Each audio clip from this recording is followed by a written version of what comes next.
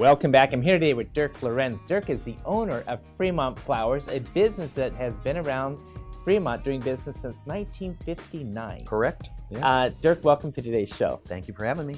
So Dirk, give me your background of what you did early in your career and how you came up to be the owner of Fremont Flowers. Okay, good question, because it wasn't something that I ever anticipated I would do in my life. I knew in high school, after being voted most artistic, that I wanted to do something with my hands. And I always knew I wanted to own my own business. So after high school, I went to college for computer science, learned all those languages, hated it, just hated it. It wasn't for me. And went to work at the San Jose airport. During my late teens, worked at Hertz and Budget Rent-A-Car. And I started thinking, I think I want to have something to do with automobiles. So I met with a family friend here locally in Fremont who's a real estate agent. And she said, how about a florist? And I said, oh, I don't know the difference between a daisy and a carnation. I said, I want to do something with automobiles, repair, something. She said, well, keep an open mind. And I tell you, after being personally in business now for 30 years, that was the best advice anybody ever gave me. Keep an open mind. So, bought the flower shop in 1984, and the rest is history. Well, it must have been an interesting venture, not knowing between the carnation and the daisy to say, I'm going to be a florist. Yeah, well, let me assure you, I now know the difference between a carnation and a daisy, well, so no concern. So. but moving into that, did you have to do any research, or what really drove you to say, I want to do the florist route? I was 21 at the time. I did have an open mind, and just a willingness to jump all in. And once I got into the business, there were several trade organizations where I could get my education on not only design, but the business aspect of it. And that's really was kind of on-the-job training at that time. There wasn't a formal school, let's say, for floral design. So that's how I kind of moved into the business and kind of mastered it. But I think most important to any business, and especially the floral business, is marketing. Just being able to market your business, and that's where we've had a lot of success. Now, when you started in with Fremont Flowers, it had been around for 25 years. Correct. And so what vision did you set out from what they were doing to what you wanted to do with that company? Great question, and I'll just mention this. The the floral business is really very unusual insofar as small businesses are concerned, because you're both a sales organization, a production facility, and a delivery business, kind of all wrapped into one. The only one that I can think is a little more challenging perhaps is the restaurant business, which isn't that different. You sell, produce, and deliver your product, except I always say that, well, in the restaurant business you can make somebody sick if you don't do it right. But that was the most challenging aspect of getting into this business. And I was 21 years old at the time. And I think it was just having this open mind and going into it, and no preconceived ideas of what it should be, that I was like a sponge. And the people that I work with then and now, we really worked together in this business. It's another family, if you will. And so I think that that's probably what's contributed to me being successful in the business, is just open to these, my team members, if you will, my floral family. Your family's been a long-time resident of Fremont. Yep, four generations. Four generations back to the 1860s. That is Fremont. Putting you as some of the early pioneers here. That's right. So when you got involved with you get your family involved with you in working the business, or? Yes, as a matter of fact, at the time we purchased it, my brother was my partner. And we had a discussion, and we said, Dad's getting ready to retire. We want to keep him busy. Let's bring him into the business. So Dad came into the business also. And since then, both my brother and my father have passed. But I'll tell you, it's been a blessing, really, working with family in the business. You hear a lot of stories of, and see anymore on some of these reality TV shows, about family conflict. Well, our business really created family harmony. And that probably, as I'm sitting on the rocking chair on the porch, hopefully many, many years from now, looking back on my career, that's probably the one aspect of the business that I will look back on fondly, because it really brought myself and my father together, working together, and created a greater understanding about how hard my father worked, supporting a very large family. And as I stepped into the business, I worked that way also. And it just created greater understanding for everything he did for us. Visiting here today with Dirk Lorenz. He's the owner of Fremont Flowers, a business that's been in Fremont since 1959 and you've owned it since 1984. Dirk, I need to take a quick break, and we'll be right back to these messages, and I want to get to where we are today with the flower shop. I love fishing, with my family. I think it would be easier to use a net. It was so much fun. The times when we are together, it makes it all the more worth it. Having Dad teach them how to cast a fly rod, and as long as we're doing stuff together, we're having fun. Some people see a father and a son fishing together, while others see a succession plan.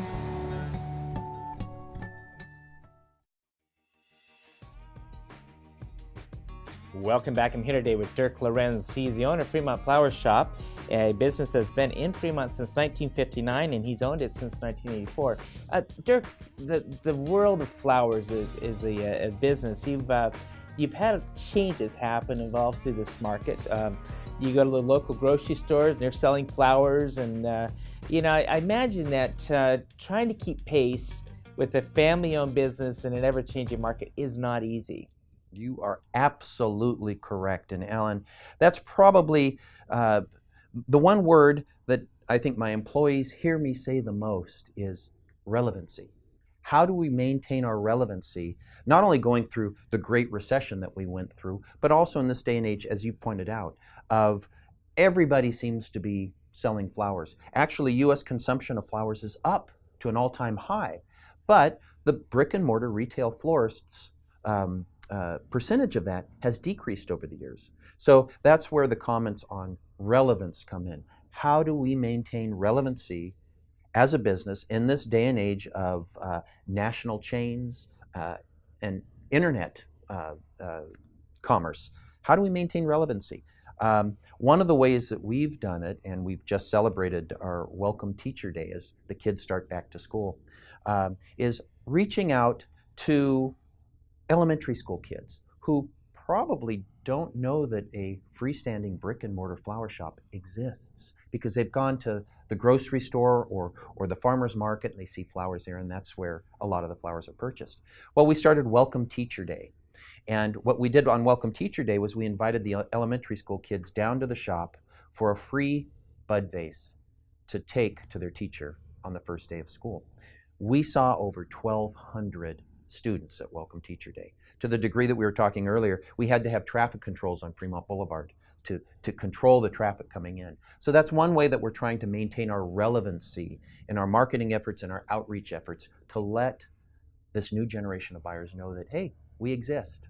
So You have to be creative. Was that your brainchild, or who came up with the Welcome Teacher Day? I will take total credit for Welcome Teacher Day. It was an extension of what we used to do called Good Neighbor Day, where we gave a dozen roses to anybody who came to the shop.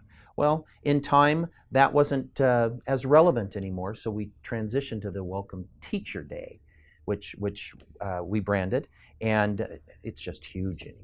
It's phenomenal. The logistics for the flower market worldwide. I understand most flowers pass through Amsterdam. Well, a lot of flowers go through the auction in Amsterdam, but so many of our flowers these days are coming from South America.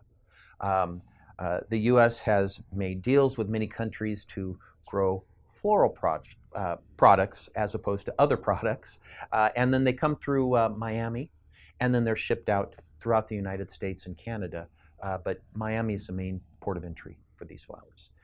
So South America primarily, a little bit from Amsterdam, but so much worldwide depending on the season. Like now, we can get tulips out of Australia now because it's a spring winter flower.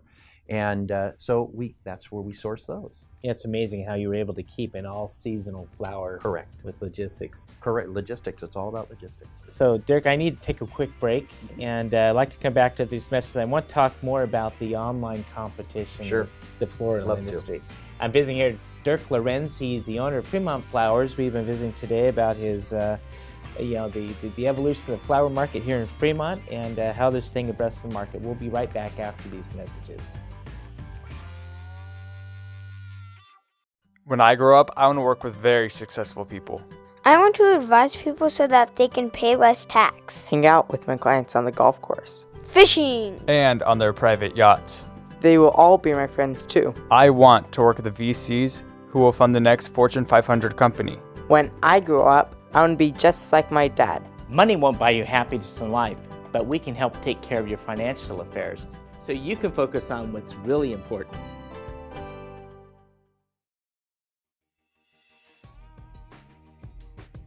Welcome back. I'm visiting here today with Dirk Lorenz. He's the owner of Fremont Flowers, a floral shop that's been in Fremont since 1959, and Dirk has owned it since 1984. We've been visiting about how to stay abreast of the market in a fast-paced society. I want to turn the page to talk about the new national association that was created and how it competes with the online florist. Can you tell us more about that and how that came about? I would love to tell you about that. Well, several years ago, after a very busy Mother's Day season, I was talking with a florist friend back in Atlanta, Georgia. And she was saying how the national chain really had let her down that year, making promises that they didn't deliver on. And I said, we need to do something about this.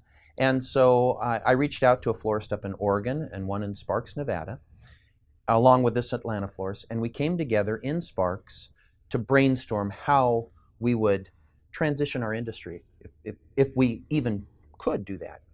And as being one of the core four, that's what we referred to ourselves, the four members that came together, we established the Real Local Florist brand, and I'm wearing the shirt here today. Real Local Florist is all about improving the economics of the brick and mortar flower shop nationwide. Well, it's extended beyond our borders. Now it's in Canada, a little bit in the UK, and in Australia. So it's really spreading. Right now we have 300 plus members. We have a national consumer directory on the web, reallocalflorists.com, that a consumer can get on, enter a city, and it will display the information for the brick and mortar florist located in that community. Why this is important is because a lot of the national, what we call order gatherers, or those that sit in offices in Detroit, Michigan, and market themselves as local florists in my market, we need to educate the consumer because there's been so much deception in their marketing practices. And it hurts the floral industry in general when consumers are disappointed. They stop wanting to send flowers. And they go to other online gift-giving choices that they may have. So what Real Local Florists is doing is assuring the consumer that, yes, you're going to be dealing with a real local florist in your community, where the money you spend in that community stays in that community, which is vitally important, as you know, that as we support our local businesses, they're the ones that many times are the heart and soul of that community, and they give back to that community. So we just feel it's imperative that we raise the awareness of the real brick and mortar shops throughout this country. And it's even spread since then. We've had some conversations with the corner drugstores, the brick and mortar drugstores, about doing something similar to raise the awareness of the importance of doing business locally. Have you been able to take advantage of the technologies that advances and helping to create this organization with the Real Local Florists? Or? Yes, absolutely. And I'm very happy to say that the software suite that accomplishes all this was developed right here in Fremont by a local software engineer who is brilliant. As a matter of fact, he's in this building. And we've been marketing it throughout the United States and just building more and more awareness for the cause and also having more and more members join. I think last week I got a report that we had 145 new members join. There's just this desire out there on the part of these brick and mortars for someone to help them, help the brick and mortar shops, as opposed to the national wire services that compete against these shops. So we're finding That's interesting. So so you look at the wire service is actually competition to what you're trying to accomplish. Absolutely. Those traditional wire services, which many of them know the names of those services, now compete with the retail florist. They compete. When you place an order with one of their .com businesses, they may very well send it back to my shop, but I'm receiving 68 to 69 cents on the dollar for each one of those orders. And I know, as a brilliant CPA, it's very difficult to make money when you're discounting that order that way. Taking it over a third off your Absolutely. margin. So with the Real Local Florists, it's all about combining an independent network of florists and making them available to the end user by a central website, or what? It's reallocalflorist.com is a central website that not only does it give this directory of florists, you can click on any shop and it'll take you directly to that florist's website. So I look at it not unlike the Ace Hardwares of this world that are all independently owned, and you've got Ace as an overriding kind of organization that handles marketing and driving the consumer to those individual brick and mortar stores, or the Good Neighbor Pharmacy, kind of the same. How do you get the word out? 145 stores is no easy undertaking. Correct. To manage that, but how are you marketing or recruiting more members to that? Sure. It's a very young organization. It's probably about 3 years old at this point in time, so we're gaining momentum. But a lot of it is just getting out, doing the trade fairs, or the trade shows, floral events throughout the United States. We travel quite a bit. We recently had the SAF convention, which is a Society of American Florists convention back in Florida, where we had a presence there. So kind of taking it to the streets, one shop at a time at this point in time, until we get the critical mass of members that the marketing fund then, and we're developing the collateral now, can be produced and mailed to shops to, again, gain more members. Mm-hmm. And in organizational, you're the president of that? I am the secretary of that organization. Secretary. I've got some other things I'm obligated or working towards this year that I said, well, I'll be the secretary, but I can't be the president at this point in time. Okay, I'm visiting here today with Dirk Lorenz. Dirk, if someone wants to get in contact with you for more information on the Real Florist Network, how would they do so? They could get on to reallocalflorists.com, enter Fremont, California. My shop is there, contact information is there, or dirk.lorenz@fremontflowers.com is my email address. I'm always on that smartphone, so I'm good about returning those emails. Well, Dirk, thank you for joining today's show. You bet. Thank you for having me.